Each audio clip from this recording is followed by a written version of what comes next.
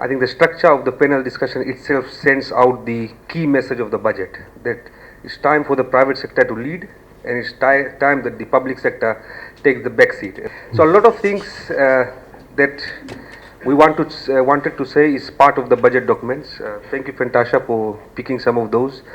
But I think Krishal's presentations basically very well summarized some of the key themes of the budget. And of course, one, I think, as a macroeconomist that I would like to bring to the forefront is that government is now on a path of fiscal consolidation. What basically that means is, as Krishal also said, in the last 2 years we have borrowed at unprecedented levels, and that was the appropriate thing to do, at least my professional judgment, and I have said this in the previous forum that we had at the RBF, that was the appropriate thing. Had government not borrowed what we did in the last 2 years, the economic situation would have been very much different, and to basically summarize, it would have been catastrophe. We have come out of that situation. That was the right thing to do. Moving forward, as we also said the other day, was that it's time for government to consolidate its fiscal situation now. And you'll see the budget deficit has been halved from 14% in the last fiscal year now to 7%. And if we move forward from here, it's going to only further reduce. And that's why we have on every occasion re-emphasized the very important role that the private sector has to play. How have we helped the private sector in this budget? And I think, just to Fantas's point on tourism taxes, generally overall we have said in this budget that the tax regime is generally unchanged, and I think we should not see the changes in this budget in isolation. It has to be seen in terms of what has happened in the last 3-4 budgets. And in terms of the tourism sector, we have now completely removed the ECAL, completely removed STT. Departure tax is 50% reduced from $200 to $100. Also probably benefiting from 50% reduction in the alcohol taxes, the removal of the stamp duties. So all in all, $600 million has been given out by government to the tourism sector.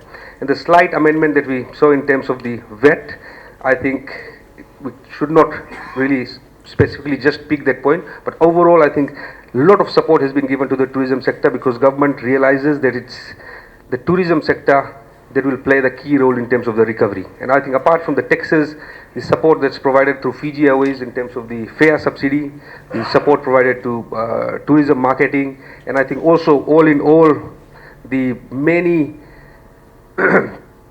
restrictions that we have had in response to COVID, that has all been now lifted.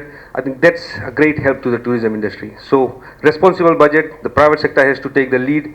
Government will consolidate its fiscal situation, but as we come out of the COVID crisis, there's new challenges, the price and inflation issues that we all have talked about, and I think there's various measures around inflation mitigation, so the $60 million support.